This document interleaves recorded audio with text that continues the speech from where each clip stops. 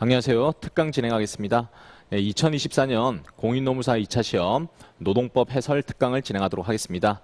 2024년 공인노무사 시험은 2024년 8월 31일부터 9월 1일까지 진행됐었고요.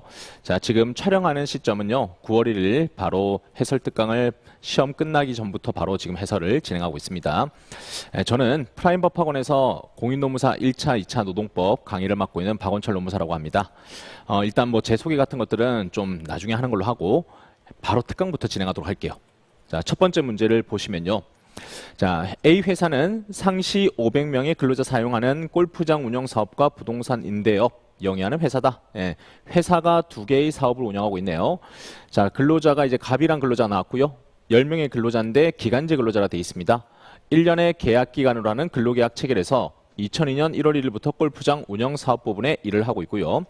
기간제 근로자들의 계약서에는 계약 기간 동안 근로자의 근무 실적을 감안해서 필요하다라고 인정하면 계약 기간을 연장할 수 있고, 계약 기간 만료 30일 전까지 상호 서면으로 이의가 없으면 계약은 동일한 조건으로 자동 갱신된다라는 규정을 두고 있습니다. 자, 이의가 없으면은 갱신되는데, 근데 뭐 말이 있거나 이의가 있으면 갱신이 안 될 수도 있는 거죠. A 회사는 특별한 사정이 없는 한 근로계약이 갱신될 것이라고 기간제 근로자에게 지속적으로 말했다. 특별 사정이 없는 한 계속 일하실 수 있어요. 갱신도 해줄게요 라고 지속적으로 말했고, A 회사는 기간제 근로자들에게 계약 갱신의 기회를 제공하기 위해서 2022년 11월 이들에 대해서 근무평가를 실시를 했고, 근무평가 실시한 후 A 회사는 근무평가 등급이 낮은 이유로 갑에 대해서 인사위원회에 심의 없이 2022년 11월 30 계약에 12월 31일자로 종료된다는 통보를 했다. 30일 전에 통보를 했네요. 근데 A 회사는 갑을 제외한 8명의 기간제 근로자들에 대해서는 이 인사위원회 심의를 거쳐서 계약을 1년으로 하는 근로계약을 다시 체결했다. 갑 제외하고 나머지 사람들은 다 연장이 됐다. 이렇게 볼 수가 있죠. 다음 A 회사는 2022년과 2021년에도 계약 기간에 정함 있는 근로자들의 근무평가를 실시해서 평가 등급이 낮은 소수의 근로자를 제외하고는 계약을 갱신한 바 있다. 그리고 기간제 근로자들에 대한 근무평가에서 1차 평가는 과장이 담당하고 2차 평가는 부장이 담당하는데 비중은 각각 50%이다. 과장 50, 부장 50이죠. 기간제 근로자들의 직근 상급자인 과장은 바로 위에서 지휘감독하는 사람이다 라는 뜻이고, 과장은 갑에 대해서 대부분 항목에서 가장 우수한 평점 S를 부여했는데 부장은 모든 평가 항목에 대해서 하위 등급인 C 내지 D 등급을 부여했다. 다음 넘어가시면 A 과장의 근무평가와 달리 부장의 근무평가는 낮은 등급을 부여한 이유가 명확치 않거나 이유 자체가 기재되어 있지 않다라고 되어 있습니다. 왜 낮게 줬는지도 제시되어 있지 않다. 근데 낮게 줬어. 그리고 하위 직급에 있는 1차 평가자하고 너무나 달라. 그럼 여러분들은 볼 때도 이 평가가 좀 공정한 건가 하는 의심이 들죠. 특히 근태평가 기준. 자, 이게 기준이라는 게 있는데 A 등급이 부여되었어야 하는데 부장은 평가 기준과 달리 갑에 대한 금태평가에서도 D등급을 부여했다. 한편 상반기 근무평가에서 갑은 상위 등급인 A등급을 받은 바가 있고, 또 기간제 근로자들을 대상으로 동료 근로자 익명평가도 했는데 이 평가에서 담당 업무를 가장 성실히 수행하는 근로자로 선정된 바 있다라고 되어 있습니다. 그러면 동료라든지 아니면 상반기에는 점수가 잘 나오는데 하반기에 부장님이 점수를 낮게 줘서 탈락했던 경우다. 이게 느낌이 오시고요. 자, 물음 1번은 자신에 대한 갱신 거절과 계약 만료 통보가 부당해서 효력이 없다라고 주장하고 있다. 갑의 주장은 정당한가라고 묻고 있습니다. 자, 일단 특강은요, 좀 간략하게만 좀 진행할 겁니다. 여러분들이 이 문제를 풀기 위해서 모든 뭐 일반론이라든지 법조문이라든지 그리고 결론도 구체적으로 다 알고 싶겠지만, 일단 요 특강 자체는 꼭 써야 될 판례, 그리고 결론에서 제시돼야 될 사실관계, 그렇게 해서 어떤 근거를 가지고 어떤 결론으로 나가야 되는지 이런 것들만 좀 핵심적으로 말씀드리고자 합니다. 자, 바로 가보시면 문제 1번에서 물어보는 게 뭐죠? 계약 기간이 만료되면 원래 종료가 돼야 되죠. 하지만 이 사람은 나에게는 계약이 만료되지 않고 한 번 더 근무할 수 있는 그런 가능성이 있다. 이런 주장을 지금 펼치고 있는 겁니다. 그래서 이게 노동법에서는 기간제법 부분에 있고, 기간제법에서는 원칙은 계약 기간 만료, 당연 종료. 하지만 예외적으로 별도의 특약이 있을 때, 지금처럼 갱신기득권이나 아니면 계약이 종료된다 하더라도 또 보니까 계약 기간 자체가 형식이 불가하다라고 하면은 그때는 근로관계가 종료되지 않을 수 있단 말이죠. 그래서 원칙은 종료, 예외적으로 계약이 유지될 수 있어. 그 경우로서 지금은 갱신기득권에 대한 문제였습니다. 바로 가시면 이제 판례, 꼭 써야 될 판례는요. 방금 제가 말씀드린 것처럼 계약 기간이 종료되면 당연히 종료된다. 이런 판례들, 그다음에 기간제법에 대한 의미, 뭐 이런 것들을 써주시는 건 필요합니다. 그런 것도 써주시면은 당연히 일반론으로서 점수가 부여될 거고요. 저는 꼭 써야 될 판례로 갱신기대권이 성립되는지에 대한 판례, 그리고 갱신기대권이 있는 근로자에 대해서 평가를 통해서 우리가 갱신 거절할 때 그때 공정성에 대한 판례, 이 두 가지는 꼭 제시해야 된다라고 설명을 드리겠습니다. 자, 첫 번째 판례 내용을 보시면은 근로계약, 취업규칙, 단체백 등에서 기간 만료에도 불구하고 요건이 충족되면 계약이 갱신된다는 취지의 규정을 두고 있거나 규정이 없더라도 내용과 계약이 이루어지게 된 동기경위, 그리고 갱신의 기준, 갱신에 관한 요건 절차 설정 여부, 실태, 근로자가 수행하는 업무 내용 등 근로관계 둘러싼 여러 사정을 종합해 볼 때 근로계약 당사자 사이에 일정한 요건이 충족되면 계약이 갱신된다는 신뢰관계. 자, 그래서 요건 충족되면 계약이 갱신된다는 신뢰관계. 자, 이게 갱신기대권을 인정할 수 있는 두 가지 근거죠. 규정이 있으면 갱신기대권 인정, 신뢰관계만 형성되어도 갱신기대권 인정. 자, 더 가시면 그에 따라 근로계약이 갱신될 수 있으리라는 정당한 기대권이 인정된다라고 해서 갱신기대권 인정 근거를 두 가지를 봤고요. 그리고 갱신기대권 인정됐다 하면은 이에 위반해서 부당하게 갱신을 거절한 것은 부당해고와 마찬가지로 아무런 효력이 없다. 그리고 기간 만료 후에는 종전 근로계약이 갱신된 것과 동일하다라는 판례, 이 판례 법리를 꼭 써줘야 된다. 그래서 우리 사례에서 적용해서 갱신기대권이 인정되는지에 대해서 여러분들이 검토를 해주셔야 되겠다. 다음, 갱신기대권이 인정된다 하더라도 최근의 대법원 판례는요, 이런 합리적 이유에 대한 판단 기준을 제시했다는 겁니다.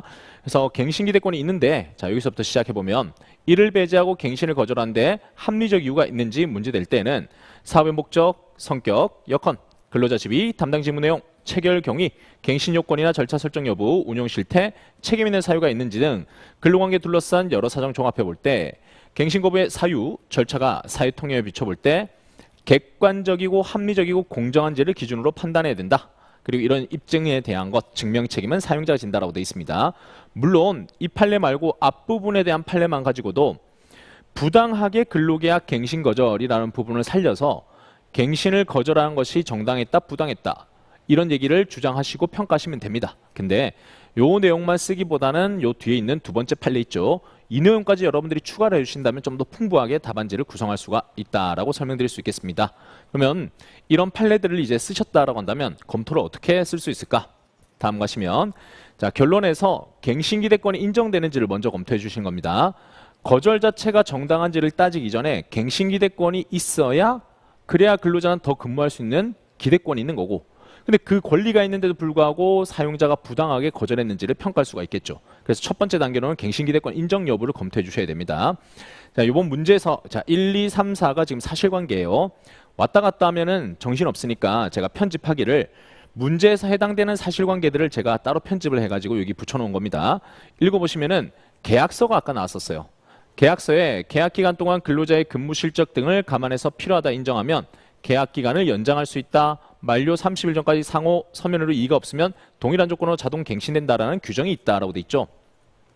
자, 이 규정에 따르면은 근로자들은 갱신할 수 있는 가능성이 지금 근로계약서에 명시됐다고 볼 수 있겠습니다.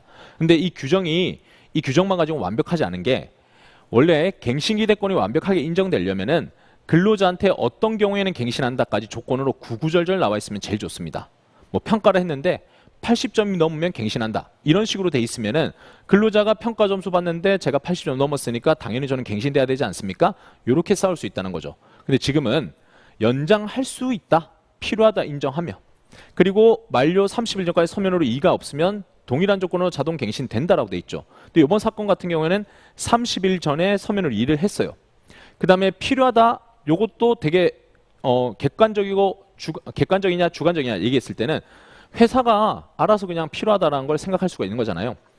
올해는 필요해, 내년은 필요 없어, 아니면 8명까지는 필요해, 9명까지 필요 없어, 이렇게 생각할 수가 있다는 거죠. 그래서 요 규정만 딱 가지고 이 근로자에게도 무조건 갱신기대권이 있습니다라고 주장하기에는 조금은 약하다라고 말씀드릴 수 있겠습니다. 그래서 다른 사정들도 보셔야 되는데 특별한 사정들을 여러분들이 끌어오시면 되겠다. 갱신될 것이라는 기간제 근로자에게 지속적인 말, 이런 것도 신뢰관계를 형성하는 데 하나의 요소가 됩니다. 규정은 명확하게 어디서 찾을 수 있어야 돼요. 계약서, 취업규칙, 단체백 이런 데서. 신뢰관계는 보니까 그런 말을 계속 해왔어. 나 말고 다른 근로자들도 다 갱신되어 오더라 라고 해서 나도 그렇게 믿을 수밖에 없었다라고 하는 거. 그게 바로 신뢰관계입니다. 지금 보니까 지속적으로 말했고 그 다음에 계약기간에 정함 있는 근로자들의 근무평가 실시해서 낮은 소수 근로자 제외하고는 근로계약 갱신한 바 있다라고 돼 있죠. 자, 이게 과거에 갱신됐던 역사를 얘기하고 있죠. 이걸 통해서도 근로자 입장에서는 우리 회사는 진짜 갱신시켜주는 회사, 일 잘하면 갱신시켜주는 회사, 이렇게 느낌을 가질 수가 있겠죠. 신뢰관계의 형성이 된다는 겁니다. 다음 4번 동그라미는요.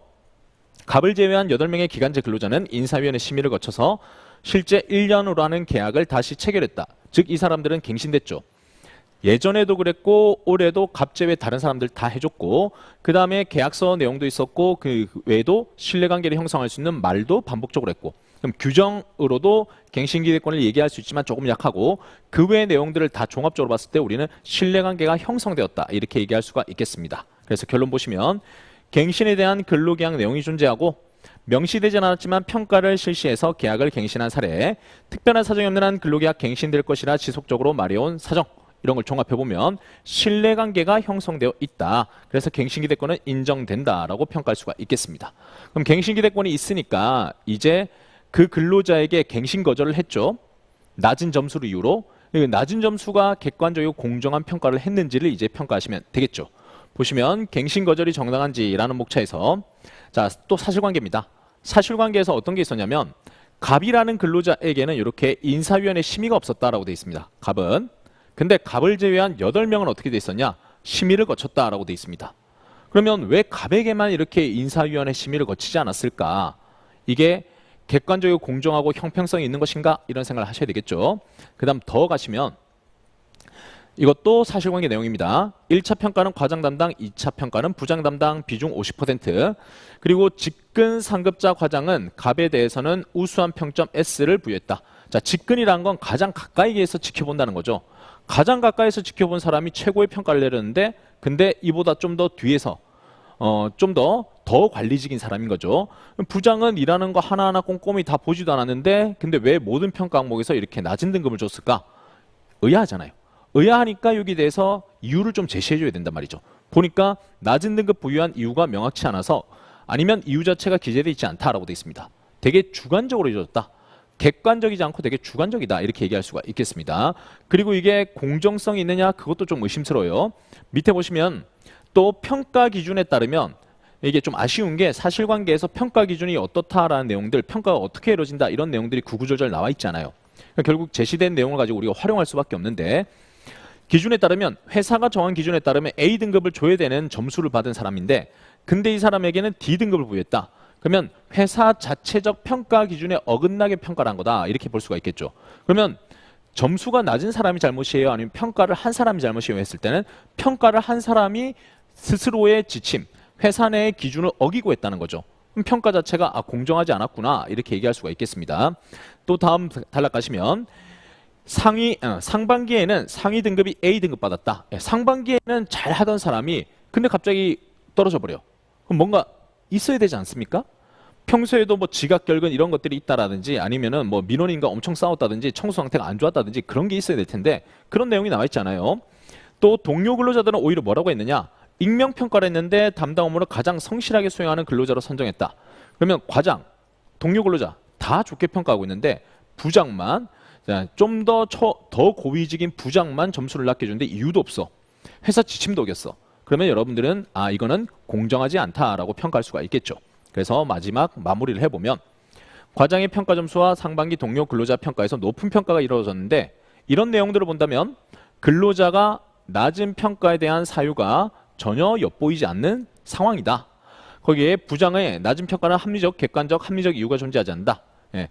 합리성, 객관성도 떨어지고 그리고 낮은 점수를 줘야 되는 이유도 존재하지 않아 보이고 근태평가는 또 A등급 부여되었으나 평가 기준과 다르게 D가 부여된 점에서 기준 자체도 어긋난 것이다. 이렇게 얘기를 했습니다. 따라서 이제 판례 문구를 활용해 가지고 종합적인 결론을 내려주시면 되겠죠. 평가 거부의 사유, 절차가 사회통에 비춰볼 때 객관적이고 합리적이고 공정하지 않다라고 되어 있습니다. 예, 객관성 떨어진다는 건 보셨고 합리적이지 않다는 것도 여러분들이 지금 있는 사실관계들을 보셨습니다. 그래서 공정성도 보니까 왜 그랬는지에 대한 이유들이 전혀 제시되지 않다는 점에서 객관, 공정, 합리 모두가 다 결여됐다라고 평가할 수가 있겠습니다. 자, 그러니 갱신기획권은 있지만 거절을 했는데 거절했던 점수 자체가 지금 의심스럽고 결과적으로 객관, 공정, 합리가 떨어져 있으니까 부당한 갱신 거절이라는 거죠. 부당한 갱신 거절이다라고 지금 근로자가 주장하고 있으니까 그 말은 타당하다라고 얘기할 수가 있겠습니다. 자, 1문은 이렇게 푸실 수가 있겠고요. 다음 두 번째 문제로 바로 가겠습니다. 자, 1교시의 두 번째 문제였고 윗단락에는 갱신 거절에 대한 얘기가 나왔고 두 번째 단락에서는 영업 양도에 대한 문제가 바로 이어졌습니다. 2023년 부동산 경기 침체 등으로 A회사는 경영사정이 상당히 악화되었다. 예, 힘들다는 게 나와 있고 A회사는 2023년 10월 중순경 자신의 사업 중 부동산 임대업을 B회사에 영업 양도하기로 했다. 자, 앞서 우리가 사업이 두 개 있다는 걸 보셨죠. 두 개 중에 지금 하나를 넘기는 거예요. 그러면 이거는 우리는 사업의 일부 양도다 이걸 알 수가 있습니다. 더 가시면은 을은 2017년 A회사 입사해서 부동산 임대업 분야에 계속 근무했고 을은 B회사의 향후 사업 전망이 불확실하다 생각해서 A회사에 남아서 골프장 운영 부분에 일하기를 원한다라고 A회사에 통보를 했다라고 되어 있습니다. 자, 그러니 영업 양도가 진행되고 있을 때 본인은 회사에 잔류하고 싶어요라는 의사를 밝힌 거죠. 예, 더 가면 A회사는 골프장 사업 부분에 을이 충분히 담당할 수 있는 업무가 공석이다. 그러면 을이 오면 되겠네요. 와서 일할 수 있는 거잖아요. 그런데 근로관계 승계를 거부했다는 이유만으로 해고를 11월 15일에 해버리고 12월 15일자로 해고를 해버립니다. 2023년 12월 1일자로 A회사는 B회사의 부동산 임대업을 결국은 양도를 했고요. 예, 양도일이 12월 1일자입니다. 자, 을을 제외하고 나머지 근로자는 2023년 12월 1일 부동산 임대업에 종사하고 있었던 근로자 195명 모두 고용이 승계된다. 다음에 물음에 답하라 했고 물음 내용 보니까 승계 거부만을 이유로 해고한 것이다. 부당하다고 주장한데 을의 주장이 정당한지에 대해 서술하라라고 되어 있습니다. 네, 절차적 정당성의 논의는 제외한다라고 되어 있으니까 절차 말고 사유에 대한 정당성만 쓰시오 이렇게 나와 있습니다. 자, 이 문제는 영업 양도로 시작을 했어요. 그러다가 지금 맨 마지막에 물음은 승계 거부를 이유로 해고할 수 있느냐 이렇게 물어봤습니다. 그래서 이게 좀 어려웠다, 까다로웠다 이렇게 말씀드릴 수 있는 게 여러분들이 그 글을 읽으실 때 문제 물음보다는 사실관계를 열심히 읽잖아요. 그러다 보면 이 문제는 영업양도구나. 영업양도에다가 근로자가 승계 거부권 행사했죠. 그래서 영업양도 문제로만 생각하고 접근할 수 있다는 겁니다. 지금 문제는 영업양도는 우리가 쟁점에서 배우실 때 영업양도는 제가 그림을 이런 식으로 그려요. 사업 부분을 이렇게 넘겼다. 그러면 B회사로 넘어가느냐 안 넘어가느냐 근로자를 빼고 다른 사람들만 넘기는 거죠. 그렇게 했을 때 근로자는 왜 저를 안 데려가세요 하는 걸로 싸울 때 우리가 영업양도에서 고용승계에 대한 쟁점이 됩니다. 근데 이번 문제는 그 문제가 아니죠. 고용승계를 근로자 스스로 하지 않겠다라고 했고 나는 잔류할 거야 라고 했고 그 다음에 다른 근로자 넘어갔고 이 사람은 A 회사에 지금 잔류를 해야 되는데 잔류하지 않고 해고를 한 거죠. 그러니까 해고의 정당성을 물어본 겁니다. 그래서 영업양도에 대한 내용을 쓰기는 써야 됩니다. 왜냐하면 영업양도에서 거부가 가능한지에 대한 얘기를 써야 돼요. 그 다음은 거부가 가능하다 하고 난 다음에 다음번에 나올 거는 그러면 이 사람이 잔류할 수 있는가에 대한 영업양도의 효과 이 부분도 좀 써줘야 됩니다.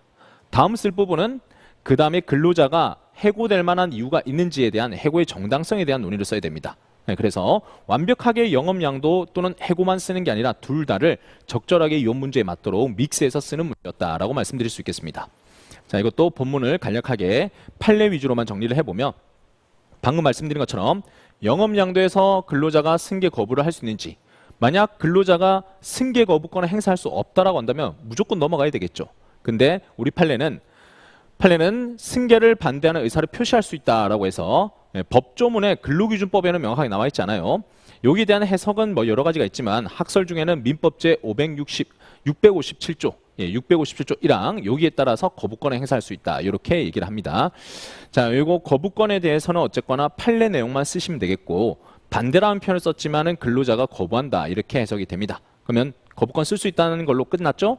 다음 가시면 거부권을 쓰는 방법에 대한 얘기인데 이거는 뭐 철회 이런 표현을 쓴다 하더라도 거부를 할 수 있다는 뜻이고 언제까지 해야 되느냐에 대해서는 의사를 표시했다가 나중에 철회할 수 있다 이런 내용으로 지금 제시되어 있는데 이 판례는 굳이 안 써도 되겠습니다. 다음 달러 가시면 반대 의사를 표시했죠. 표시되면 승계되는 대신 양도기업에 잔류할 수도 있고, 거부 의사 표시했을 때 효과예요.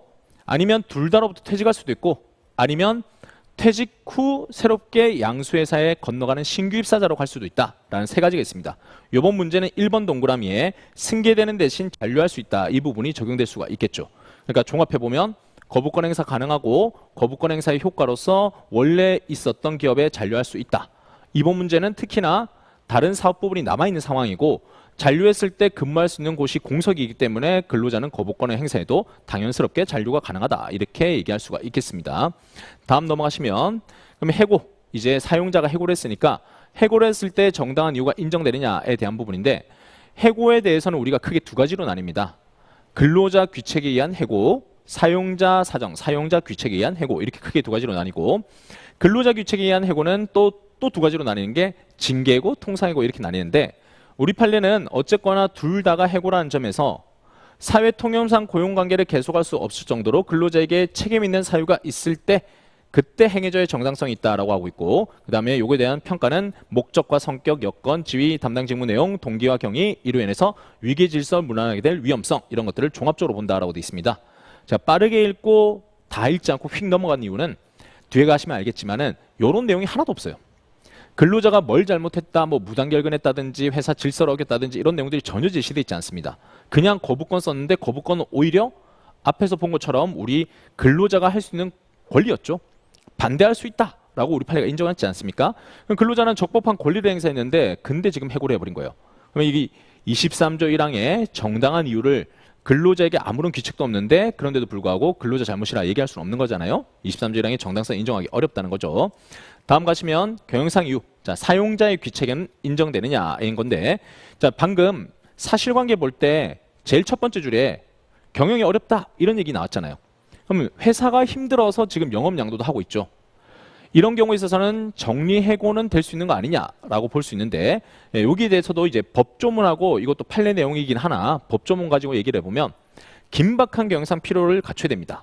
또 해고 피하기 위한 노력을 다해야 되고 합리적이고 공정한 기준에 따라 대상자 선정돼야 되고 해고 피하기 위한 방법과 기준에 대해서 과반 수익된 노동조합 또는 근로자 대표와 성실한 협의해야 된다. 이게 근로기준법 제24조에 나와 있는 요건들이죠.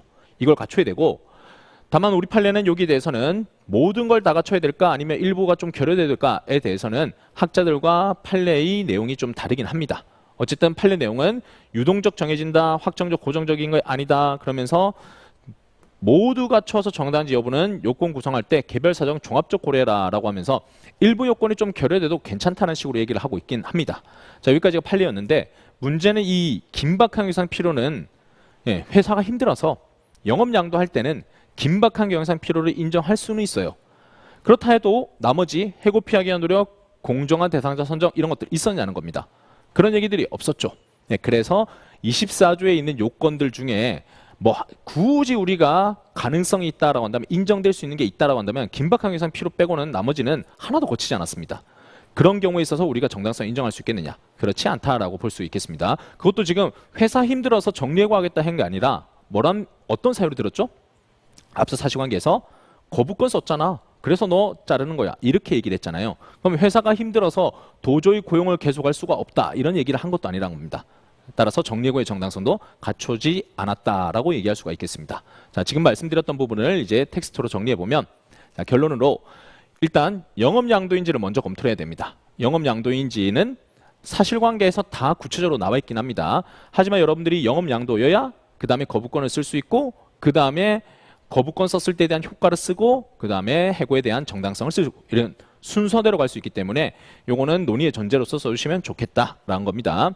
여기서 부동산 임대업을 영업 양도하기로 결정했다라고 나와 있고, 실제로 임대업을 양도하고 그 외에 다른 사람들 195명이 모두 승계되었다라는 점에서 영업 양도한다 썼고, 영업 양도 실시했고, 그 다음에 근로자들도 다 승계된 점에서 인적 물적 동일성을 일체로 이전하고 있네. 따라서 이건 영업 양도 맞다라고 간단하게 정리해 주시면 되겠습니다.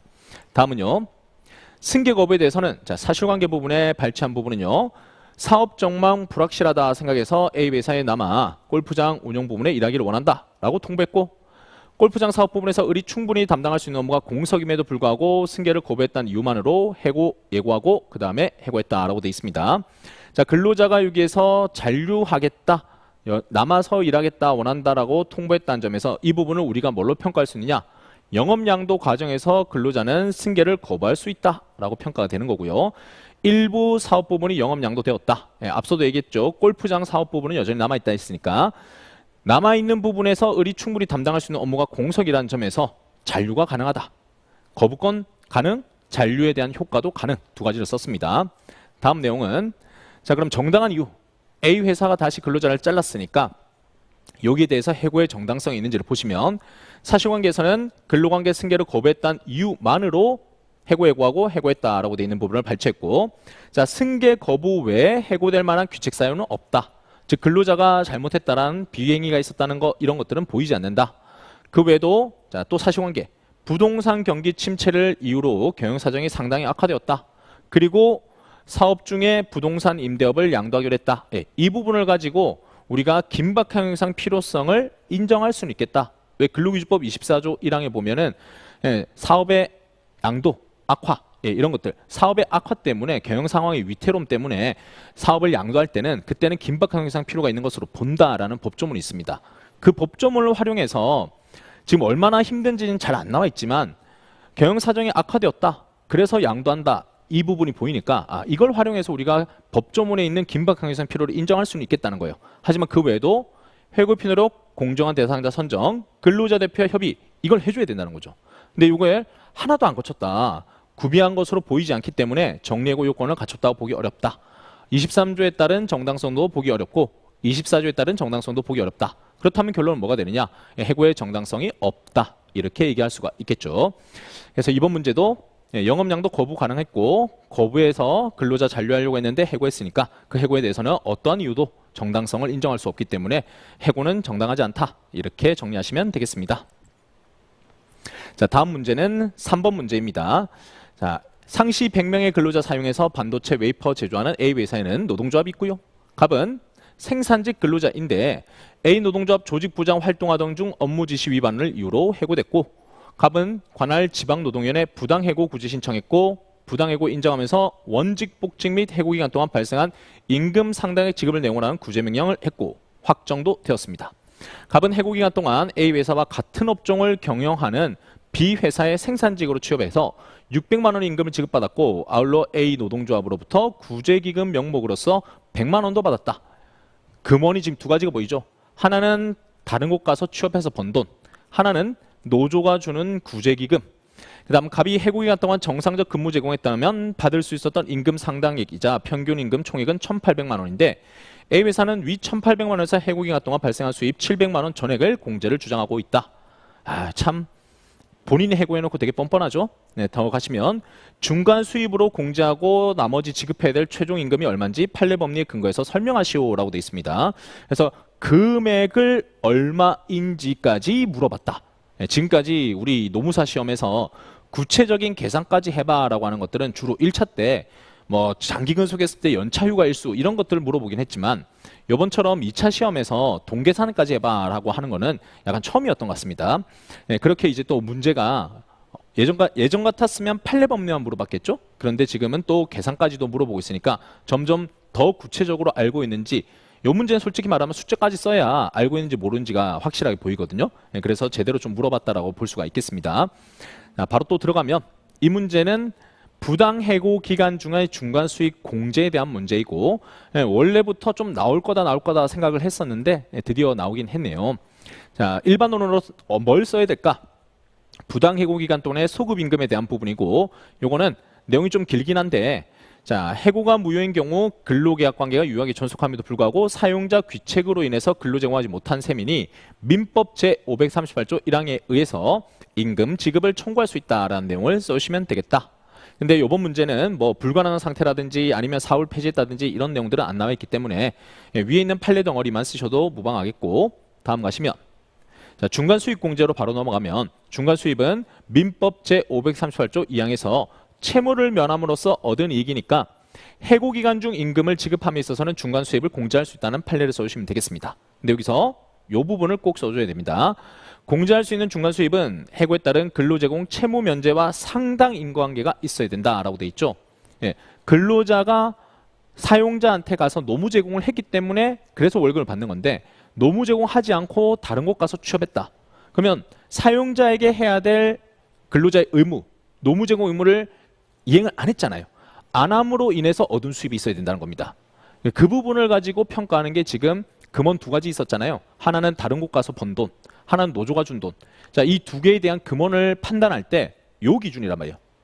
채무를 면함으로써 상당 인과관계에 있는지, 노무 제공을 하지 않음으로써와 상당 인과관계가 있는지, 그렇다고 한다면 그거는 중간 수익 공제가 가능하다라고 얘기하는 겁니다.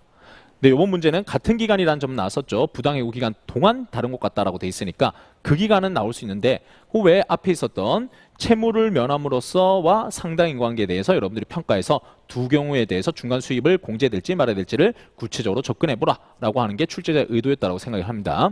다음 가시면 그럼 공제를 한다 하더라도 얼마까지 할 수 있느냐 보시면 근기법 제46조에 휴업을 했다. 사용자 규칙으로 휴업했다. 그러면 평균음의 100분의 70 이상의 수당을 지급해야 되는데 여기서 휴업이라 함은 근로 제공할 의사가 있음에도 불구하고 취업이 거부되거나 불가능하게 된 경우를 포함한다. 공제에 있어서 근로자가 지급받을 수 있는 임금 중 46조 소정의 휴업수당 한도를 이익공제 대상으로 삼을 수 없고 초과하는 금액만 중간수입으로 공제해야 된다라고 돼 있죠.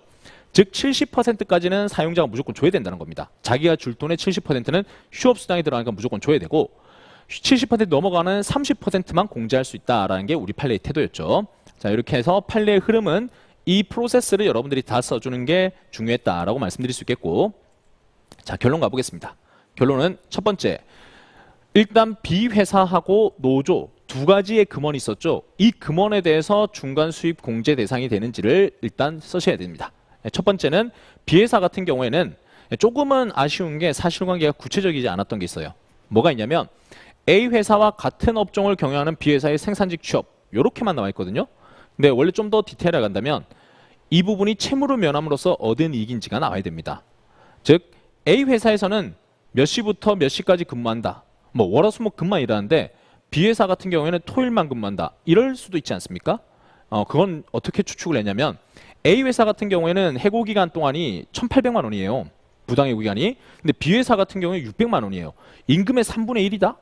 그러면 뭔가 근무수가 적다는 거 아닐까? 근무 시간이 짧다는 거 아닐까? 그렇다고 한다면 A 회사에서 근무하는 날짜가 아닌 다른 날짜에 근무한 거 아닐까? 라고 될 수가 있다는 겁니다. 왜 판례 중에 이런 게 있거든요. 근로자가 원래부터 주중에는 근로자로 일을 하고 회사에서 주말에는 주말에 농장을 했던 케이스가 있습니다. 그 주말 농장으로서 본인이 뭐 과수원에서 그 과일을 재배해서 그렇게 해서 나중에 팔면 수익이 나오잖아요. 부업이 있는 거예요. 그 부업에 대한 수입도 공제되지 않냐 이렇게 했었는데 법원이 채무를 면함으로써 얻은 이익에 되는데 원래부터도 회사에 근무했을 때도 주말 농장을 운영했었다. 그렇다면 이거는 채무를 면함으로써 얻은 이익이 아니다. 이렇게 해서 공제를 인정하지 않았던 판례가 있습니다. 이번 문제도 그런 부분까지를 아마 출제자가 의도했다라고 한다면 언제 근무하고 몇 시간 근무하고 이런 것들을 다 디테일하게 내지 않았을까라고 생각합니다. 근데 이번 문제는 그렇지 않았고 그냥 같은 업종 경영한다 사실관계에서 그냥 B회사 생산직이다 이렇게만 나와 있어요. 요거에 대해서는 뭐 우리가 평가할 수가 없으니까 일단 해고에 따른 근로 제공 채무 면제와 상당 인과관계가 인정된다면 채무를 면허서 이익을 얻은 경우로 봐서 공제하면 되겠다라고 접근하시면 되겠고, 여기서 여러분들이 좀 더 가점을 노린다 한다면 이 구체적 조건이 제시되지 않았다는 점에 착안을 해서 채무 면제와 상당 인과관계가 있는 경우 없는 경우 이렇게 해서 각각 나눠서 접근하는 것도 좋은 포인트가 될 수 있을 겁니다. 다음은 노조로부터 받은 기금 공제, 여기에 대한 부분은 바로 노동조합으로부터 구제기금 명목 100만 원 받았다는 게 사실관계였고 바로 해석해보면 채무 면제와 상당 인과관계 있는 이익이라 볼 수 없다. 회사에 노무 제공을 하지 않아서 얻은 이익이라 볼 수 없다라고 됩니다. 어떻게 생각하면 회사로부터 잘렸으니까 회사로부터 채무를 면제받았으니까 받은 돈 아닌가요? 라고 하는데 그런 성격의 돈이 아니다라고 보는 겁니다. 회사가 줄 돈, 회사의 채무를 면함으로써 이게 아니라 위로금 성격으로 인고 금원의 성격도 다르고 회사 채무를 면제했기 때문에 얻은 이익, 발생한 이익 이렇게 보지 않는다는 겁니다. 자, 그래서 이거는 판례도 되게 간단하게 그냥 한 줄 처리예요. 이것도 91년도에 있었던 판례가 있는데 되게 법리가 있는 게 아니라 앞서 제가 얘기했던 일반론의 한 줄인 채무 면제와 상당 인과관계 있는 이익이 아니다 이렇게 해버리고 이건 공제 대상 아니야 라고 그냥 끝을 내버립니다. 자, 두 가지를 접근했죠. 그러면 최종 금액을 산정해보자 라는 겁니다. 그러면 공제되는 대상 금액이 600이 됐든 700이 됐든 그건 중요하지 않다. 600은 아까 B회사 가서 번 돈, 700은 B회사 번 돈에다가 노조가 준 돈 다 합친 게 700이에요. 어떻게 접근하든지 간에 결론은 동일하게 나옵니다. 왜 동일한지 보시면 자, 해고 기간 동안 사용자 규칙 사유로 근로를 제공하지 못한 경우니까 임금 청구는 할 수 있고, 그리고 해고 기간은 근로자는 일하고 싶었는데 사용자에서 노무 제공이 불가능 또는 거부된 경우니까 휴업에 들어가고, 휴업에 들어가니까 근기법 46조의 휴업수당은 반드시 지급되어야 합니다. 그러면 100분의 70인 자 70%를 곱하면 1260만 원은 무조건 줘야 되는 돈, 이게 최소. 그리고 딴 데 가서 혹시 돈을 벌지 않았다 하면 1800만 원까지 가는 거죠. 그래서 1260에서 1800 중에서 얼마를 줘야 될까요? 이렇게 되는 건데, 이 문제는 중간 수입이 자 600이라고 저는 정했는데, 여러분들이 혹시 잘못해서 700이라 정했다라고 할지라도 휴업수당 한도 70%를 초과한 금액인 자 30%만 곱해보면 30%는 1800만 원 곱하기 30% 하면 540만 원이죠. 540만 원보다 많은 경우에 해당한다라고 됩니다. 즉 중간에 번 돈이, 중간에 근로자가 다른 곳 가서 벌어들인 수입이 지금 600만 원이 됐든 700만 원이 됐든 540만 원을 초과잖아요. 그러니까 공제될 수 있는 금액의 한도는 540만 원까지밖에 안 되는 겁니다. 그래서 540만 원으로 공제를 하고 나머지 1260만 원을 지급해라. 이렇게 끝이 나기 때문에 아마 결론 자체는 여러분들이 1260이라는 건 다 맞추셨을 거라 생각합니다. 70% 줘라 이렇게요. 근데 이게 좀 어렵게 나왔다라고 한다면 고민하다가 아마 좀 쉽게 내지 않았을까라고 생각합니다. 만약 좀 어렵게 냈다면 이 돈 자체를 좀 내렸겠죠? 다른 곳 가서 번 돈 자체를 뭐 200만 원 이렇게 하고 노조의 위로금을 좀 더 높이는 거죠. 그렇게 했을 때 노조 위로금이 공제 대상에 들어가는 경우와 아닌 경우를 가지고 여러분들이 답이 갈릴 수 있었을 겁니다. 근데 이번 경우는 그 100만 원을, 노조가 줬던 100만 원을 어떻게 처리하든지 간에 그냥 둘 다 560을 초과한 돈이고, 공제는 540이네요. 공제는 540밖에 안 되니까 540의 내용으로서만 여러분들이 답을 내셔도 답 자체는 틀리지 않게 나왔을 것이다. 이렇게 생각을 하고, 그래서 아마 채점할 때는 이런 부분을 좀 포인트를 보지 않을까라고 생각합니다. 명확하게 금원에 대한 성격들을 다 구분하시고, 그리고 공제하는 시까지 쓰신 분과 그렇지 않고 그냥 1260이야 이렇게만 주장하는 사람은 좀 더 누가 더 디테일할까? 누가 더 구체적으로 알고 있을까? 이게 다를 거라고 생각합니다. 자, 이 정도 말씀을 드려서 결론은 1260이다라고 하고 넘어가도록 하겠습니다. 자, 바로 이어서 2교시를 진행할 겁니다. 자, 2교시 같은 경우에는 1교시 4번 문제라고 돼 있죠. 네, 이거는 5기고요. 2교시입니다. 네, 제가 지금 시험이 끝나자마자 바로 준비하다 보니까 조금 실수가 있었네요. 자, 2교시 넘어왔는데 2교시에는 첫 번째 문제는 나온다 계속 얘기했던 부분이었습니다. 그래 카마스터라고 지금 나와 있는 케이스인데, 이게 특수 형태 근로정사자의 노조법상 근로자성 인정 여부에 대한 판례고, 요거는 예전부터 저뿐만 아니라 모든 강사님이 다 중요하다 했기 때문에 대비하지 못하신 분은 없을 거라고 생각합니다. 자, 들어가 보면 A 자동차 주식회사 갑이 주식회사의 B 대리점 설립해서 자동차 판매업을 영위하고 있다. 자, 갑은 지금 회사예요. 사업자고, B 대리점의 카마스터로 근무하고 있는 10명 중 을, 병, 정, 무. 자, 여기 있는 사람들이 이제 근로자들인 겁니다.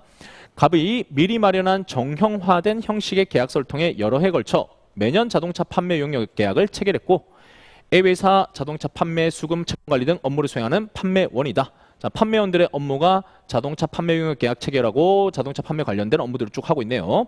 다음에 갑과 이 사건 카마스터들 사이의 용역 계약서는 계약 해지 사유가 있는데, 영업실적 극히 부진 계약 존속시킴이 부적합할 때, 고의 또는 중대한 과실로 명예훼손하고 영업상 손실을 가져올 때, 판매조건 판매 지침을 위반할 때, 파산 선고, 압류, 가압류, 가처분 경우가 있을 때라고 4가지 규정이 돼 있고, 그리고 카마스터들은 A 회사가 갑에게 판매 수수료를 지급하면 갑과 이 사건 카마스터들의 자동차 판매 용역 계약서에 따라 수수료 중 일정 금액을 판매 수당으로 지급받는다라고 돼 있습니다.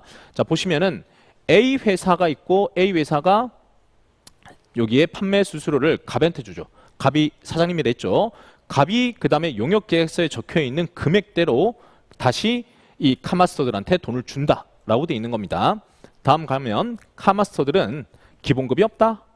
판매 수당에서 3.3%만 공제하고 있고, 다음에 갑사에 작성된 계약서를 보니까 다른 회사 자동차 판매 행위나 영업, 동종 영업을 목적으로 하는 업체에 이중 등록 안 돼요. 그리고 이 사건 카마스터들은 갑이 소집하는 오전 조회, 긴급회의에 참석해서 표준 업무 지침, 목표, 지시, 교육을 받고 작성한 당직표에 따라서 당직 근무도 했고 비대리점 찾아오는 손님을 대상으로 판매 행위를 하고 그 외에는 외근을 통해 자동차 판매를 하고 있다라고 되어 있습니다. 자, 이런 상황들이 나왔고 뒤에서 다 해설을 할 거니까 지금은 조금 답답해서 기다려 주십시오. 자, 원래 이건 이문에 대한 부분인데 그런데도 불구하고 관련되는 부분이 좀 엮여 있기 때문에 같이 한번 보겠습니다. 자동차 판매를 위해 카마스터들에게 부여된 사번이 있는데 갑의 요청에 의해서 A 회사가 등록 삭제를 할 수 있게 되어 있다. 자, 결국 A 회사가 그 4번을 삭제하고 등록할 수 있는 힘이 있는데 누구에 의해서? 갑에 의해서 이게 등록될 수도 있고 삭제될 수도 있다라고 되어 있는 겁니다. 근데 4번이 있어야만 자동차를 판매할 수 있는 거예요. 더 가시면 카마스터들은 전국의 판매 대리점에 근무하는 카마스터를 조직 대상하는 전국 단위 C 노동조합이 있는데 여기에 가입을 했고 그 얼마 지나지 않아 갑이 영업 실적이 극히 부진하다, 팀의 판매가 부진하다, 과음한다, 신원 보증이 지연된다, 지각 출근한다, 점유율과 고객 만족에 대한 인식이 부족하다 이런 이유들을 들면서 체결했던 자동차 판매 용역 계약을 해지를 했다라고 되어 있습니다. 자, 노조 가입하니까 해지를 해버렸네요. 계약 해지 이전 이 사건 카마스터의 전년도 월 평균 판매 대수가 각각 2대 이상으로 전체의 평균에 유사하다라고 되어 있습니다. 갑은 이 사건 카마스터들에게 계약 해지에 앞서서 해지 사유에 대해서는 전혀 언급하지 않고 오로지 노조 탈퇴만을 이야기하다가 탈퇴하지 않으니까 위와 같은 해지 사유를 들어서 용역계약 해지를 했고요. 갑은 일방적으로 카마스터들의 4번이 삭제되도록 해서 더 이상 근무할 수 없도록 조치도 했습니다. 다음에 답하시오 했고 물음 1번. 1번은 자, 개인 사업자다. 노조법상 근로자가 아니다 라고 주장하고 있습니다. 갑의 주장이 타당한지 논하시오 해서 노조법상 근로자인지 아닌지를 서술해야 된다라고 되어 있습니다. 자, 이게 앞서 얘기했던 특수형태 근로종사자의 노조법상 근로자성을 묻는 문제입니다. 이 문제에 대해서는 판례는 이렇게 간단하죠. 판례는 이 판례에 저는 두 덩어리로 지금 구분하고 있는데 자, 첫 번째 덩어리 읽어보시면 특정 사업자의 주로 소득이 의존되고 있느냐, 다음 노무 제공받는 특정 사업자 보수 비롯해서 노무 제공자 체결하는 계약 내용을 일방적 결정하느냐, 그다음에 사업 수행의 필수적 노무 제공에서 특정 사업자 사업을 통해 시장 접근하느냐, 특정 사업자 법률관계 상당 정도로 지속 전속적이냐, 어느 정도 지휘감독 관계가 존재하느냐, 그다음에 사업자로부터 받는 임금급료 수입이 노무 제공에 대한 대가이냐. 이 판단 기준은 뺄 게 없어요. 앞에서 말씀을 드릴 때는 판례 중에는 뭐 좀 뺄 것도 있고요 이렇게 얘기했다면 요거는 판단 기준 6가지, 요거는 뺄 게 없다. 다 외우시고 쓰셔야 되고, 다음에 요 양가로 2번은 그래도 조금 빠진다 하더라도 가능하지만 여기서도 중요한 내용은 목적이 근로삼권 보장을 통해 근로조건 유지 개선, 사회적, 경제적 지위 향상 목적이다. 그래서 노조법상 근로자에 해당한지는 노무 제공관계에 실질에 비춰서 노동삼권 보장할 필요성 있는 관점에서 의해서 판단해라. 근기법상 근로자에 한정할 것은 아니다라고 돼 있죠. 이번 문제는 좀 쉽게 나와서 근기법상 근로자인지를 묻지는 않았습니다. 하지만 노조법상 근로자와 근기법상 근로자가 다를 수 있다는 점을 보여줬던 판례였단 말이죠. 그래서 여러분들이 여기 근기법상 근로자 달라야 된다. 목적은 우리는 노동상권 보장할 필요성이 있다. 이런 부분들을 제시해 주는 게 좀 중요하다라고 볼 수가 있겠습니다. 자, 요 문제는 판례는 간단해요. 일반론도 간단합니다. 노조법상 근로자의 정의 규정 정도 쓰시고 그 다음에 좀 더 제가 가점 요소라고 얘기하는 것들은 특수형태 근로종사자의 노조법상 근로자에 대해서 지금까지 역사가 판단 기준이 딱 명확하지 않았고요. 이때는 뭐 이런 판례, 저런 판례 이러면서 판례의 판단 기준이 좀 유동적이었습니다. 그러다가 요즘 와서 이제 특수형태 근로종사자의 판단 기준이 좀 명확해졌다라고 평가를 받고 있거든요. 자, 이런 점을 좀 착안하셔가지고 노조법상 근로자의 법조문 정의와 그 다음에 특수형태 근로종사자의 노조법상 근로자 인정되어 왔던 역사, 판례 흐름이죠. 예전에 있었던 화물차주 이런 분들 같은 경우에는 거의 근기법상 근로자성을 요구했었습니다. 그 이후에 있었던 골프장 캐디 사건 같은 경우에는 최초로 근기와 노조가 근기법상 근로자와 노조법상 근로자가 다르다는 점을 인정했지만 지금처럼 이렇게 디테일한 판단 기준이 나오진 않았었어요. 그리고 지금 보시는 특수형태 근로종사자의 이제 방금 보신 게 카마스터죠. 그 외에 학습지 교사 이런 여러 직종들의 경우에 좀 공통되는 판례가 나왔던 겁니다. 자, 이런 흐름을 좀 보여주시면 가점이 될 수 있을 거다라고 말씀드릴 수 있겠고, 사안 결론이 풍부하게 나와야 돼요. 이 문제는 아까 보셨던 1에서 6번까지 판단 기준이 있죠. 그 내용들을 여러분들이 구체적으로 하나하나 꼼꼼하게 포섭을 하시는 게 이 문제의 득점의 포인트다라고 말씀드릴 수가 있겠습니다. 자, 타시험과 좀 비교를 해보면 타시험 같은 경우에는 약간 좀 쉽게 나왔을 때 판단 기준 순서대로 사실관계가 배치되어 있었거든요. 그래서 그냥 판단 기준이 여기 위에서 세 번째 줄까지 뺏기면 되겠구나. 다음 판단 기준은 네 번째 줄에서 여섯 번째 줄까지 뺏기면 되겠구나. 이렇게 나왔는데 우리 시험 같은 경우에는 약간 좀 복잡하게 위아래에 막 배치돼 있어요. 그러니까 여러분들이 위에 있는 내용에서 좀 발췌하고 아래 있는 내용에서 좀 발췌하고 이렇게 구성을 해야 된다. 그리고 이게 시간이 허용한다면 엄청 디테일하게 쓸 수 있는데 시간이 아마 좀 허용하지 않았을 겁니다. 다음 문제들도 내용이 만만치 않았기 때문에. 그래서 좀 욕심을 버리고 중요한 거 위주로 좀 집어가지고 쓰시려고 하다 보면은 아쉬움도 들고 했을 거다라고 생각을 합니다. 저도 좀 간략간략하게 제시했는데 1번 판단 기준에 소득이 특정 사업자에게 주로 의존한다. 이 부분을 어떤 사실관계로 논증하면 좋을까라고 하면 자, 갑한테 갑에 의해서 먹고 산다. 이 부분을 좀 강조해 주는 거죠. 보니까 판매 수수료를 갑이 준다. 갑이 카마스터에게 판매 수수료 중 일정 금액을 수당으로 지급받는다 해서 갑이 수당 주고 있어요. 기본급은 없고요. 갑이 주는 수당 가지고 먹고 사는데 근데 계약서를 보니까 다른 곳 가서 자동차 팔지 못하도록 돼 있고 동종 영업을 목적으로 한 업체에 이중 등록도 안 된다 돼 있다. 그럼 결국 이 카마스터들은 갑하고 관계에서만 먹고 살 수밖에 없네. 소득이 의존돼 있네. 이렇게 얘기할 수가 있겠죠. 다음 넘어가시면 2번 판단 기준. 자, 특정 사업자가 보수 비롯해서 노무 제공자 체결하는 계약 내용 일방적 결정하나라고 했는데 자, 이것도 사실관계에 판매 용역 계약에 따라서 수수료 중 일정 금액을 판매 수당 지급받는다. 이 부분 있죠. 자, 용역 계약을 누가 정하냐 이겁니다. 이 부분은 뒤에 보시면 정형화된 형식의 계약서를 통해서 여러 해에 걸쳐서 매년 용역 계약을 체결한다라고 돼 있죠. 자, 그러니 용역 계약에 따라 가지고 보수 같은 것들이 정해지는데 그 내용을 정형화하고 있다라고 돼 있잖아요. 갑이 미리 마련하고 있다라고 돼 있잖아요. 그러니까 갑이 계약 체결해서 갑의 위치, 진짜 말 그대로 갑의 위치에서 내용들을 다 정한 다음에 이걸 일방적 제시하고 그 외에 카마스터들은 그 내용대로 그냥 사인하고 일하는 거다. 이런 구조를 볼 수가 있습니다. 제일 중요한 돈 문제, 얼마 줄 거냐? 이것도 을이 알아서 결정하는 게 아닌 거죠. 을이 협상을 통해서 결정하는 게 아니라 갑이 제시한 표준 용역 계약서 안에 이미 정해져 있고 그 내용대로 그냥 돈을 줄 뿐이다 라고 돼 있으니까 갑이 결정한다라고 우리는 주장할 수가 있는 겁니다. 다음 세 번째 판단 기준은 특정 사업자의 사업 수행에 필수적 노무를 제공해서 특정 사업자 사업을 통해 시장 접근하냐. 자, 두 가지를 봐야 돼요. 노무 제공자는 특정 사업자 사업 수행에 필수적 노무를 제공하고 있는지, 그리고 그 다음은 특정 사업자 사업을 통해서 노무 제공자가 시장 접근하는지. 우리는 사업 수행에 필수적이다. 이 부분을 가져오시면 되겠고, 그 다음에 시장 접근도 이 회사를 통해서만 시장 접근 가능해. 이 두 가지를 쓰는 겁니다. 자, 내용 보시면은 갑은 A 자동차 주식회사가 대리점 설립해서 판매업을 영위하고 있는데 자, 일단 요거는 업종을 말씀드린 겁니다. 어떤 업종이다? 자동차 판매 업종이다. 그런데 이 사람이 하는 업무는 뭐냐? 카마스터들의 업무는 자동차 판매, 수금, 채권 관리 업무를 한다. 자동차 판매원이다.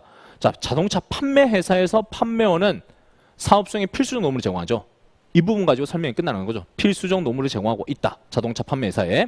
다음은 4번이라는 부분을 좀 가져와서 4번을 통해 가지고 갑의 요청에 의해서 A 회사가 등록 삭제할 수 있다라고 돼 있었고 이걸 통해서 아까 일을 못하게 만들었다는 내용들이 있었죠. 그런 것들을 가져오신 다음에 이 4번을 부여하는 것 그건 갑의 요청에 의해서 달려 있는데 갑을 통해서만 시장에 접근할 수가 있다. 이렇게 되는 거죠. 자, 이 정도 말씀드리고 다음 네 번째 가시면 자, 법률 관계가 지속적, 전속적이냐라고 되어 있습니다. 보면 여러 해 걸쳐 가지고 자동차 판매 경영 계약을 체결했다라고 되어 있죠. 지속적이죠. 전속적이라는 건 딴 데 못 간다는 얘기죠. 이 회사하고만 계속 관련돼서 일해야 된다. 그게 앞서 얘기했던 거 한 번 더 쓰는 겁니다. 자, 다른 회사 판매 안 돼요. 이중 등록 안 돼요. 이 부분 가지고 전속되어 있다. 이렇게 얘기하시면 되는 겁니다. 다음에 다섯 번째, 어느 정도 지휘감독 관계가 있느냐라고 했습니다. 자, 이거는 근무 시간에 대한 제재 이런 것들에 대한 것들도 있을 수 있지만 그 외에 기타 사정들이 쭉 나옵니다. 여기서 해지 사유를 제가 가져오진 않았는데 해지 사유에 보면 뭐 지각에 대한 얘기도 있었고요. 그 외에도 뭐 지침에 어기면 해지하겠다 뭐 이런 내용들이 있었죠. 예, 그런 내용들도 지휘감독 관계가 있다라고 볼 수도 있겠고요. 그 외에도 또 명확하게 나와 있는 사실관계가 오전조에 긴급회의 참석을 시켰다. 자영업자면 이런 거 어디 있습니까? 제가 마음대로 해야지. 그다음 표준 업무 지침, 판매 목표 설정하고 영업 관련 지시나 교육을 받고 당직표를 작성해서 당직을 시키기도 하고 갑이 또 일방적 작성했잖아요. 자, 이런 내용들을 보니까 근무할 때 옆에 와서 이렇게 저렇게 하는 구체적 지휘 감독이 없었다 하더라도 그 외에 어느 정도의 지휘 감독은 있구나라는 게 보인다. 그 외에 해지 사유들도 여러분들이 좀 활용할 수가 있겠다.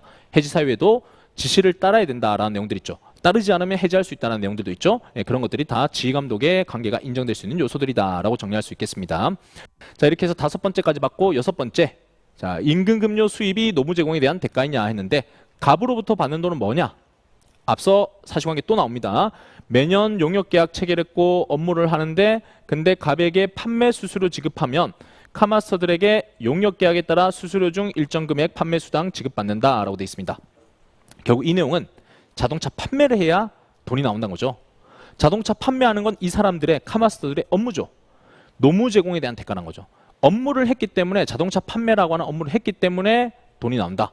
그러면 지금까지 받았던 돈은 뭐에 대한 대가다? 자동차 판매라는 노무 제공에 대한 대가다. 이렇게 정리가 되는 겁니다.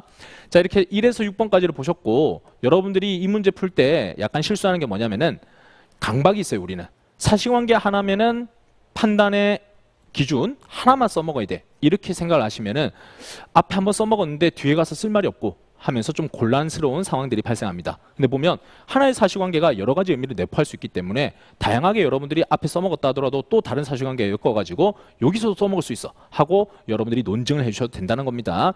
자, 이렇게 해서 풍부하게 논증을 하시고 그래서 1에서 6번까지 평가 다 했죠. 마지막 정리를 해주는 겁니다. 취합해보면 카마스터들은 갑이라는 사람과의 관계에서 경제적 종속성이 인정되고 있다. 1에서 6번까지 인정되니까 1번에서 6번까지 판단 기준이 인정되니까 경제적 종속성 있고 그 다음에 노무 제공 관계의 실질에 비춰서 노동상권 보장할 필요성이 있다. 어떤 거?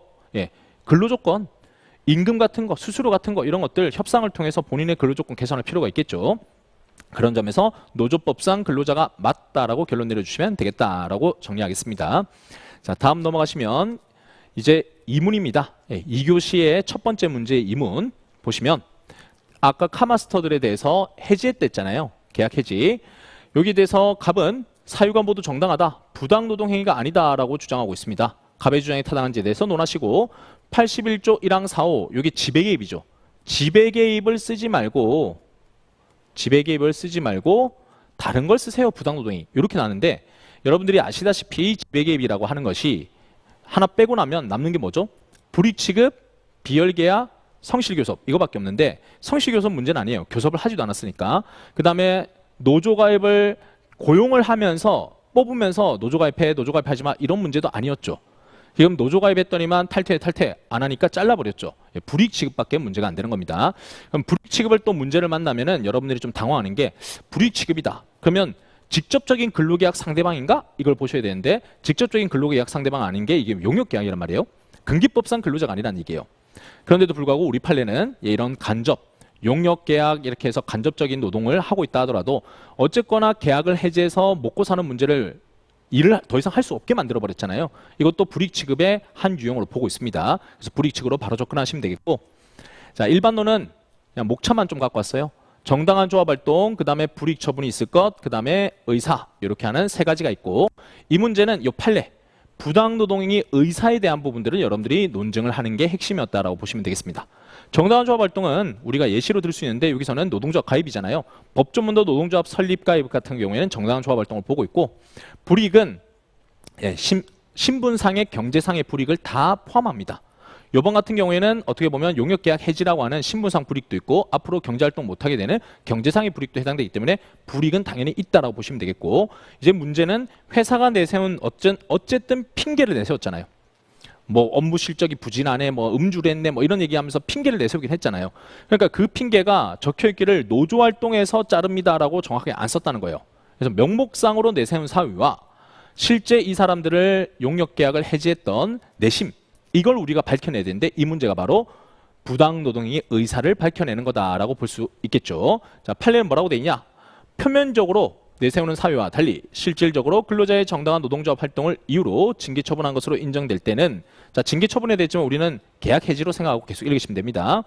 부당노동행위에 해당한다라고 하면서 이때 자, 실질적 징계 사유로 본 건지는 사유자 측이 내세우는 사유, 노동조합 업무를 위한 정당 행위 내용, 한 시기를 봐야 되고 그 다음에 관계, 동종 사례에서에 대한 불균형 이건 우리는 찾을 수가 없겠죠. 동종 사례 안 나왔으니까 종래 관행 이런 것들도 보이지 않고 언동과 태도 그 다음에 의사 존재 추정할 수 있는 재반 사정을 종합적으로 본다라고 돼 있습니다. 자, 이 판례를 쓰시고 여기서 이제 활용할 수 있는 것들만 좀 활용하면 되겠죠. 다 나오진 않았어요. 노동조합과의 관계 노조를 C 노조를 싫어한다 이런 것도 안 났죠. 종래 관행이 나오려면 종래는 어떻게 했는데 이 사람들은 어떻게 했다 나와야 되는데 그것도 안 나와 있어요. 그러니 여러분들이 활용할 수 있는 거는 시기 활용할 수 있었고 그 다음에 언동이나 태도 평소에 이 조합원들한테 뭐라고 하다가 갑자기 했을까 이런 것들 좀 활용하시면 되겠습니다. 자, 그래서 결론 가보면 결론의 첫 번째 정당한 조합활동 평가해줘야 되겠죠. 아무리 의사가 메인이라 하더라도 요건을 다 충족해야 불이익 취급이 되는 거지 요건 충족을 하나도 안 쓰고 그냥 의사만 덩그러니 있으면 안 된다. 정당한 조합활동 맞다. 그 다음에 불이익 처분 그것도 맞다. 계약 해지를 통해서 근무할 수 없도록 했으니까 불이익 맞다. 마지막 부당노동행위 불이익 취급에 대한 의사가 있는지를 밝히면 되겠다. 사실관계 중에서는요. 자, 이게 내세운 사유죠. 판매 부진, 과음, 영업실적, 신원보증, 지각, 출근, 그 다음에 점유율 이런 얘기를 들었어요. 자, 그런데 사실관계 또 뭐가 나와 있었죠? 카마스터들의 판매 대수는 2대 이상인데 그게 전체의 판매 대수와 유사하다. 실적이 결코 떨어지지 않는다는 게 나와 있었습니다. 그리고 다음 달락 가시면 해지 사유는 전혀 언급하지 않고 오로지 노조 탈퇴만을 종용하다가 탈퇴하지 않자 위와 같은 해지 사유를 들여서 용역계약 해지했다. 그러니까 C노조 가입을 하자마자 이런 일이 발생했다. 시기도 그렇고요. 그 전에 있었던 발언 내용들도 노조 탈퇴하라밖에 없었죠. 그러니 이거는 발언, 평소의 태도 이런 것들 봤을 때 노조에 대한 의사가 좋지 않다. 노조에 대해서 탈퇴를 요구하다가 안 되니까 이런 핑계를 들었구나 하는 걸 알 수 있다.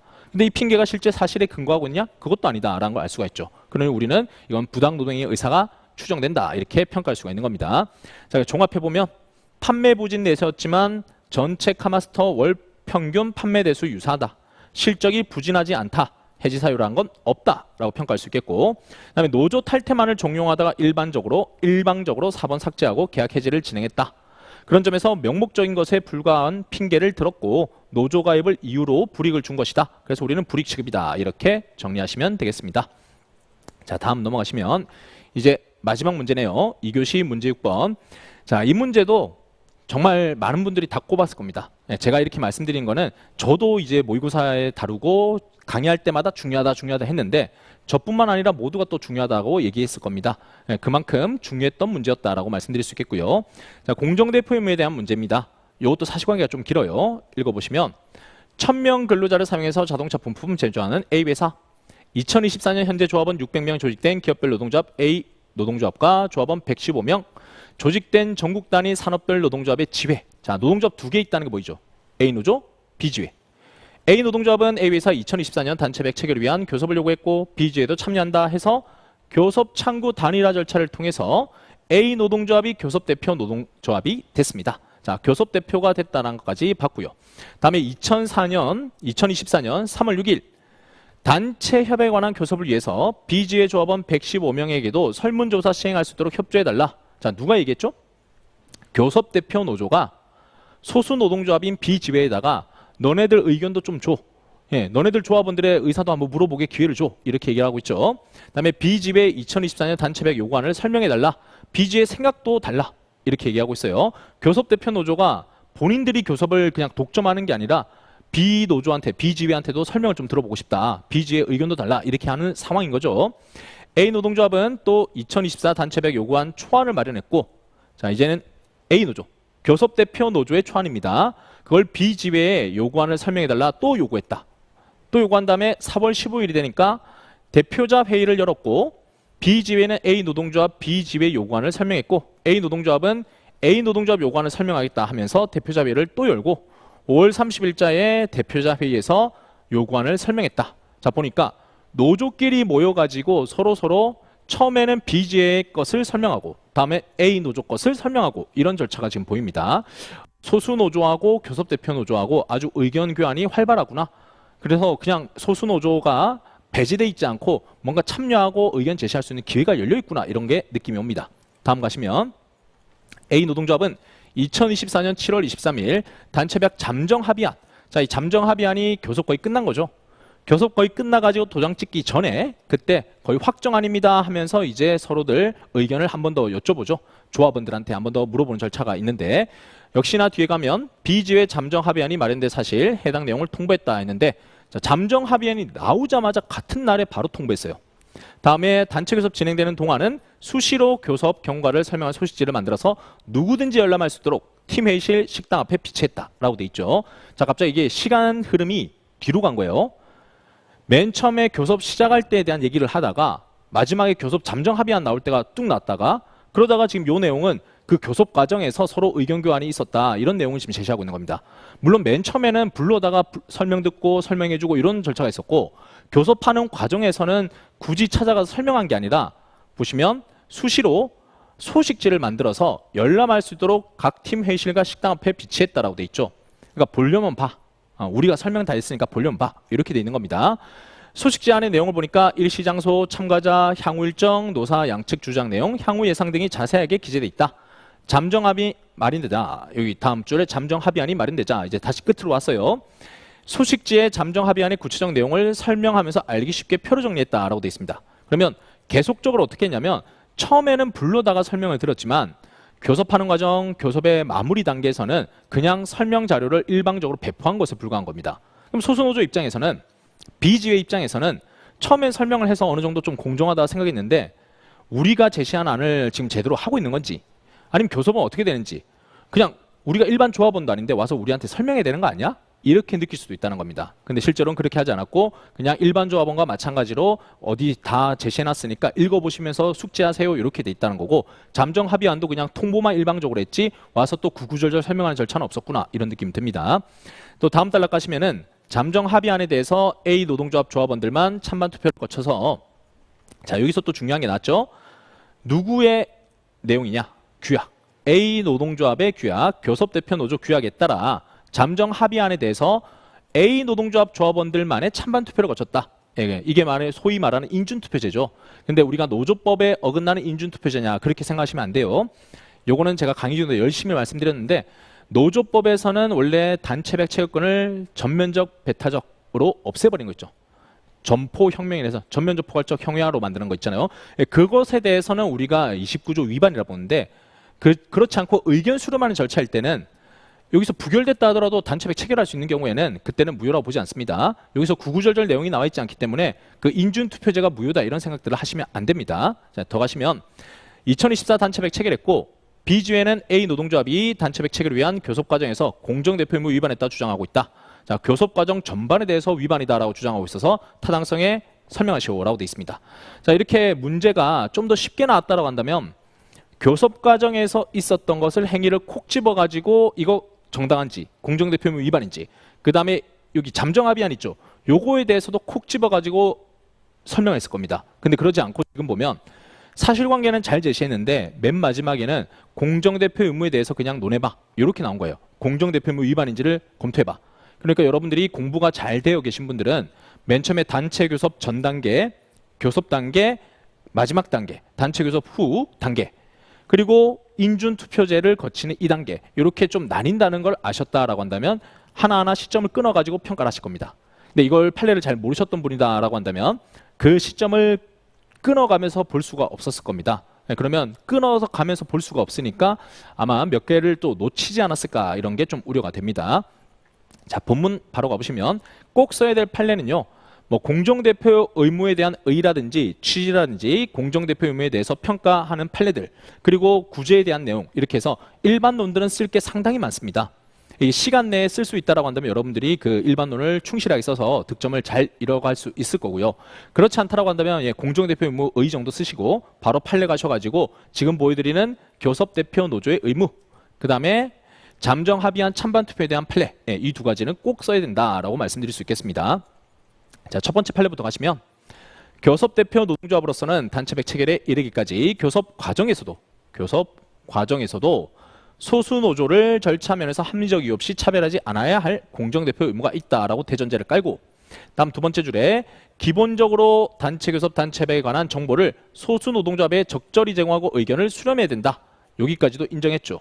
근데 그렇게 하면 어디까지 얼마나 알게 해야 되느냐? 제일 좋게 하려면은 아예 같이 참여하면 좋을 거고 아니면은 생생한 라이브로 전송하면 좋겠죠. 근데 그렇게 하지 않죠. 이러한 정보 제공 의견 수렴은 일정한 한계가 있을 수밖에 없다. 다음 주 가시면 단체 교섭 과정 모든 단계에 있어서 일체의 정보를 제공하거나 의견 수렴하는 절차를 완벽하게 거치지 않았다 하더라도 곧바로 공정대표 의무 위반이라 단정할 것은 아니다. 자, 이번 문제가 이거였잖아요. 일체 정보를 제공하거나 의견 수렴하는 절차를 매번 했던 건 아니잖아. 그러니까 이거 위반이잖아 라고 하니까 그럴 것까지 요구되는 건 아니에요 라고 하면서 4번 동그라미에 단체 교섭 전 과정을 전체 종합적 고찰하고 기본적이고 중요한 사항에 대해서 정보 제공했고 의견 수렴 절차를 누락하거나 충분히 거치지 않은 경우 등과 같이 재량권을 일탈남용해서 소수 노동조합의 합리적 이유시 차별했다 평가할 수 있는 경우에만 공정대표 의무라 봤다. 그래서 우리가 평가해야 될 부분은 이 부분이죠. 전체 종합적 고찰에서 기본적으로 중요한 사항에 대해서 누락을 시켰느냐 아니냐 이걸 평가하시면 되겠죠. 다음은 잠정 합의안에 대한 부분입니다. 자, 여기서는 세 가지 근거죠. 일단 결론부터 보겠습니다. 결론은 교섭대표 노동조합이 단체배약 잠정 합의안에 대해서 자신의 조합원 총회 대의원의 찬반 투표 절차를 거치는 경우에 소수 노동조합 조합원들에게 동등하게 절차 참여할 기회를 부여하지 않거나 찬반에서 고려 채택하지 않았다 하더라도 절차적 공정대표 의무 위반했다 단정할 수 없다.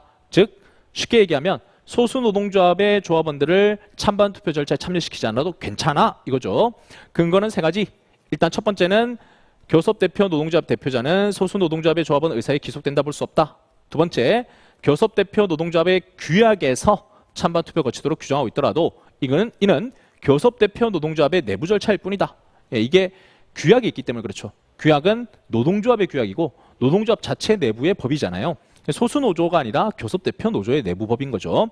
다음에 세 번째 근거, 찬반 투표 관련해서는 노조법에 근거가 없다. 예, 노조법이 없는 절차잖아 하는 게 세 가지 근거였고 세 가지 근거도 빼먹을 것 없이 다 써야 되겠구나 하는 느낌이 듭니다. 자, 이렇게 근거들을 다 보셨고 이제 결론 보겠습니다. 맨 처음에는 교섭 과정을 제시했습니다. 자, 교섭 과정에서는 맨 처음 전제로 제시한 건 뭐냐면은 공정대표 의무가 적용되는 경우인지를 쓰는 겁니다. 안 써도 뭐 공정대표 의무에 대해서 바로 들어가셔도 괜찮은데 저는 논의의 전제로서 공정대표 의무가 발생하려면은 교섭창구 단일화가 돼야 돼요. 교섭창구 단일화 돼서 교섭대표 노조가 나와야 그래야 공정대표 의무가 발생합니다. 사실관계 중에 보면 A 노동조합은 교섭창구 단일화 절차를 통해서 교섭대표 노동조합이 결정되었다. 자, 창구 단일화 했다 돼 있잖아요. 그러니까 교섭 창구 단일화 절차했고 교섭 대표 노조가 되니까 공정 대표 의무를 부담한다. 이렇게 얘기를 시작할 수가 있겠습니다. 자, 전제 깔았고 그 다음은요. 맨 처음에는 교섭 안건을 설정하는 단계. 이 단계에서 공정 대표 의무를 위반했는지를 이제 보시는 겁니다. 보니까 자, 사실관계 길어서 뭐 설문조사할게. 너네 노조 조합원들한테 설문조사할게. 그 다음에 단체배약 요구안 마련한 다음에 설명해달라 요구하고 실제 보면 대표자 회의하면서 B지회가 요구안 설명하고 그 다음에 B지회한테 또 A 노조가 요구안을 설명하고 자 길어서 제가 좀 빨리 생각했는데 의견 수렴하려고 했죠. 그 다음에 교섭 요구안 정한 다음에 서로 간에 의견 교환하고 설명도 했죠. 자 이렇게까지 했으니까 이거는 모두 각자가 교섭안 설명을 진행해서 정보 제공하고 의견 수렴하는 절차를 아주 모범적으로 잘했다라고 평가할 수가 있겠습니다. 다음 절차는 교섭하는 과정인데 단체 교섭이 진행되는 동안에는 수시로 경과 설명하는 소식지를 만들어서 누구든지 열람할 수 있도록 비치했다.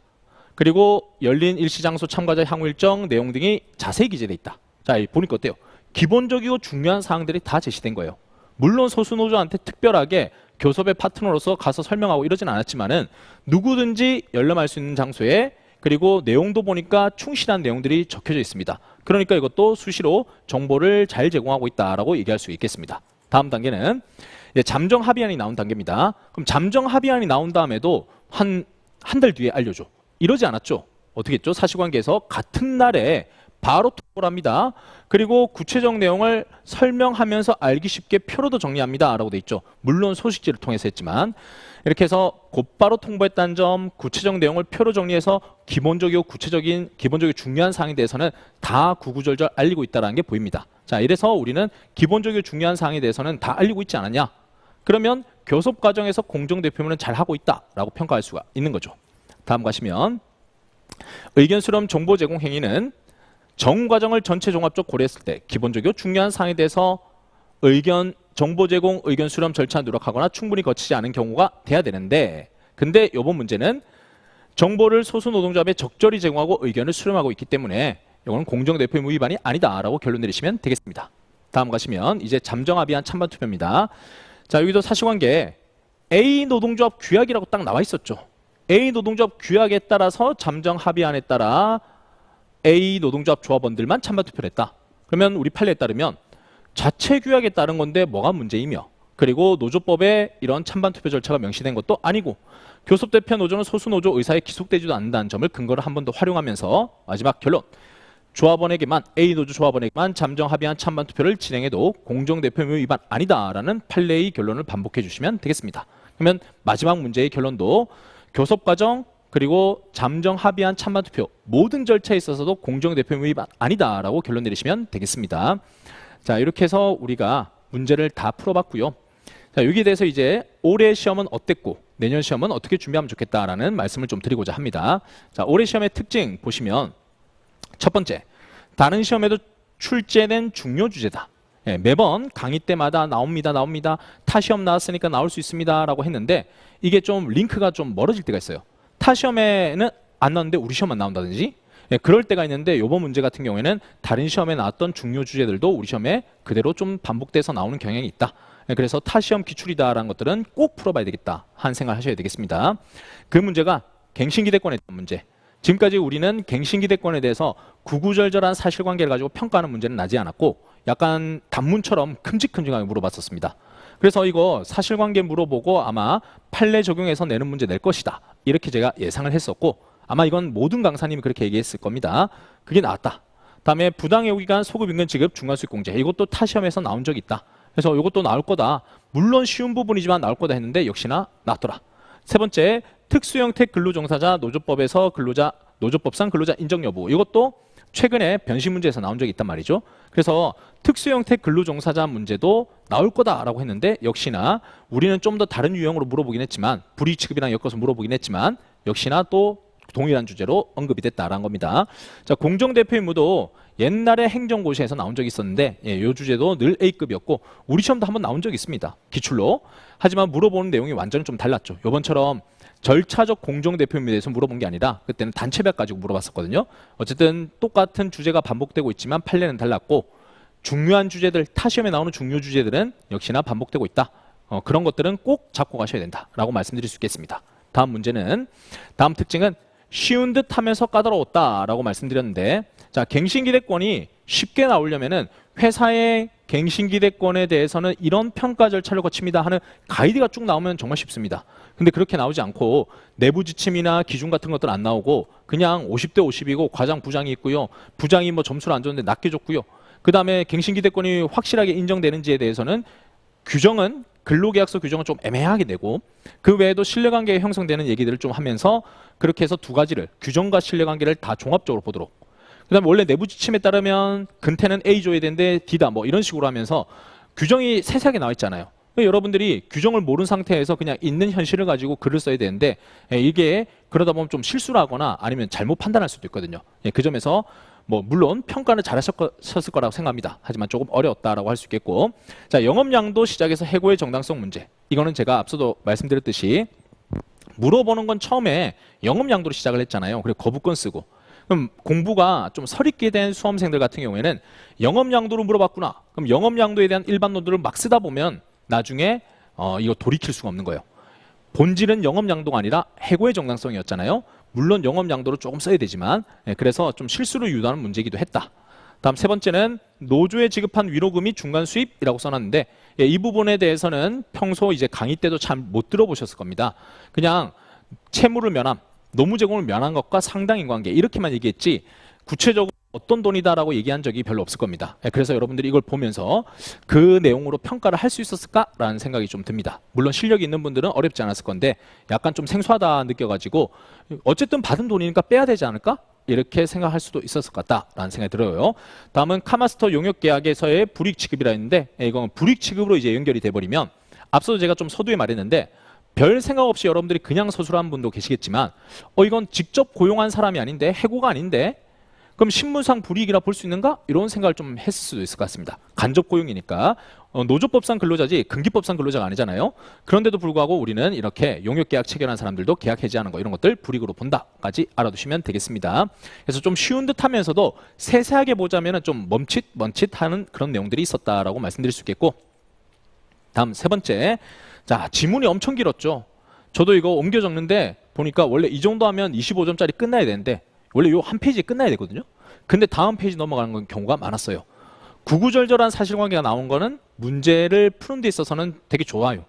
왜냐하면 여러분들이 사안 포섭을 되게 두텁게 가져갈 수 있으니까 논증하기에 정말 좋죠. 그냥 짧게 돼 있고 그 부분이 어려우면은 다른 증거가 없으면 풀기가 힘들 수 있는데 증거가 좀 구체화됐다는 점에서는 장점이라 볼 수 있지만 하지만 읽고 글 쓰는 데서 시간이 꽤나 걸린다. 특히나 2교시의 가장 마지막 문제 같은 경우에는 25점짜리였는데도 내용이 길었다는 거죠.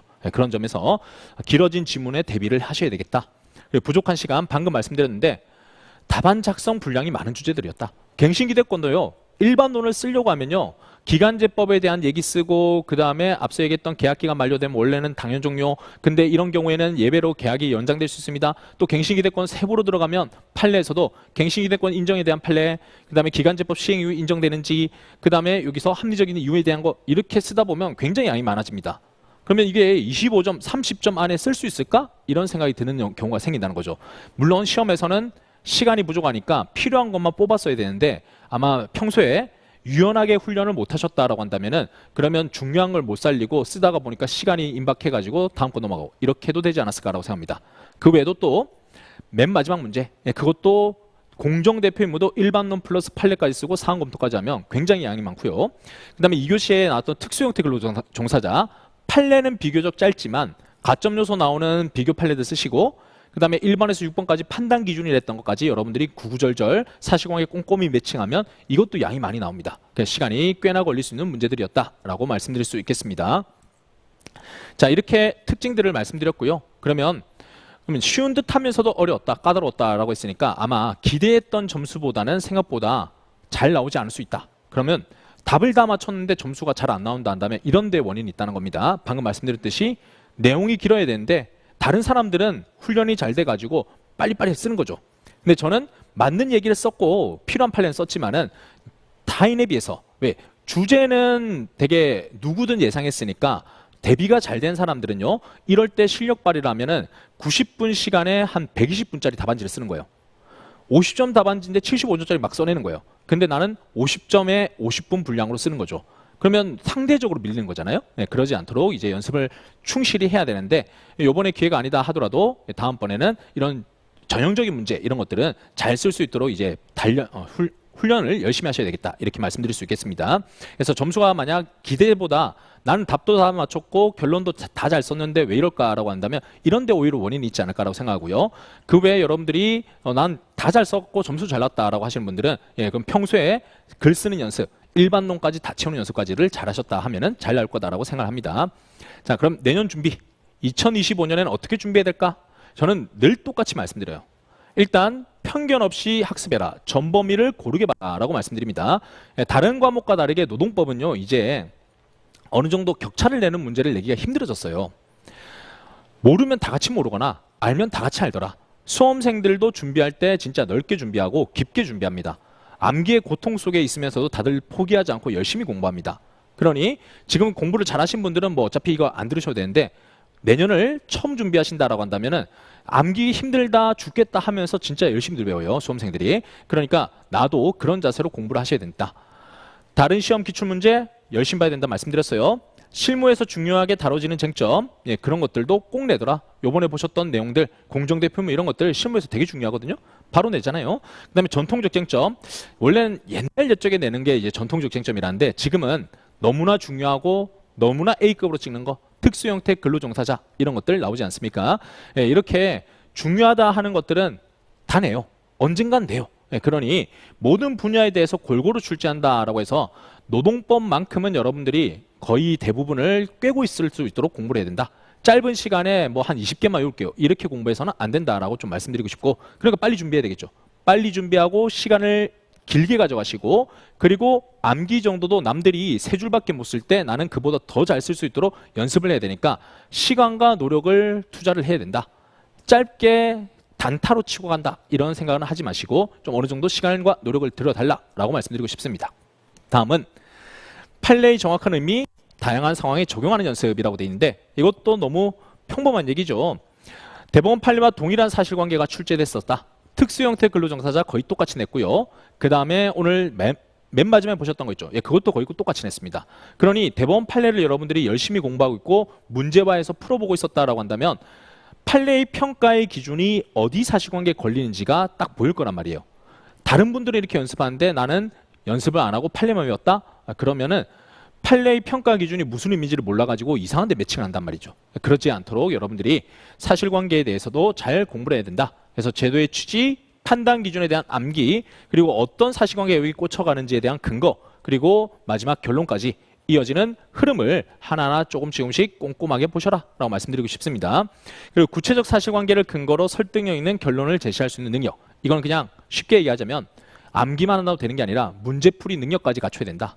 사안포섭을 통해 가지고, 사안포섭이라는 게 사실관계와 판례법리 매칭해서 근거로 결론까지 이르는 걸 얘기하거든요. 이 과정이 무조건 중요하다. 늘 중요하다 하지만 연습하기 시간이 부족해서 못하는 사람들이 있는데, 공부하는 시간에 대해서 이론 이해, 암기, 그리고 답안 쓰는 연습, 이 과정을 1년 내에 다 해내고 오셔야 됩니다. 그래야 고득점을 맞을 수가 있고 원하는 점수, 원하는 결과까지 이룰 수 있다라고 말씀드릴 수 있겠습니다. 자, 다음에 세 번째, 한쟁점만 암기하면 안 된다. 전체적 내용을 이해해야 된다라고 했는데, 오늘 특히나 영업 양도로 물어봤다가 해고로 이어지는 문제 있었죠. 근데 우리 수험서나 여러분 학습할 때 어떻게 하냐면 영업 양도, 영업 양도에 대해서는 뭐 고용 승계되냐 안 되냐, 효과는 어떻게 되냐, 이렇게만 외운다는 거죠. 근데 실제 현실은 그렇지 않죠. 현실은 연속적이고 사건도 여러 가지 법리가, 여러 가지 판례가 동시에 일어납니다. 그러니 한 문제를 하나로만 접근하면 안 되기 때문에 이래서 앞에 제일 처음으로 다시 돌아가는 겁니다. 골고루 공부하셔야 된다. 문제가 어떻게 물어볼지 모르기 때문에 한 법리만 물어보지 않고 한 쟁점이 아니라 다른 쟁점까지 연동할 수도 있기 때문에 여러분 생각보다도 더 넓게 물어볼 수도 있기 때문에, 그래서 공부하실 때 이건 빼고 간다, 이거는 안 보겠다, 이렇게 버리시지 않고 공부를 좀 하셨으면 좋겠다. 이렇게 그냥 표준적이고 평범한 공부 방법이죠. 하지만 이게 가장 빨리 합격하는 길이다, 이렇게 저는 말씀드리고 싶습니다. 자, 이렇게 우리가 특강에 제가 준비한 내용들은 다 말씀을 드렸고요. 지금 이 특강을 수강하시는 분들 중에는 올해 공부를 처음 시작하시거나 아니면 동차로 시험을 보셨거나 또 공부를 많이 하셔가지고 어떤 내용을 써야 되는지 궁금해서 오신 분들도 계실 거라고 생각합니다. 자, 어쨌거나 열심히 노력하셔서 답안지를 잘 작성하고 오신 여러분들은 합격을 기원하고요. 그 외에 올해 다시 공부를 해보겠다, 아니면 처음 공부한다 하시는 분들은 지금 제가 말씀드린 내용 평범하지만은 이걸 꾸준하게 지켜내기가 되게 힘듭니다. 꾸준하게 여러분들이 평소에 공부할 때, 첫 공부할 때 마음가짐을 끝까지만 가져가도 합격한다고 얘기하거든요. 근데 공부하다 보면 그게 되게 힘듭니다. 그러지 않도록 여러분들이 흐트러질 때마다 처음에 초심을 다시 떠올리고 다시 한번 달려갈 수 있는 원동력이 되기를, 그렇게 생각을 하시면서 공부를 준비를 해주시면 좋겠습니다. 자, 다들 특강 들으신다고 고생 많으셨고요. 언제가 됐든 여러분들의 목표를 꼭 달성하는 그 시간이 오시기를 진심으로 기원합니다. 감사합니다.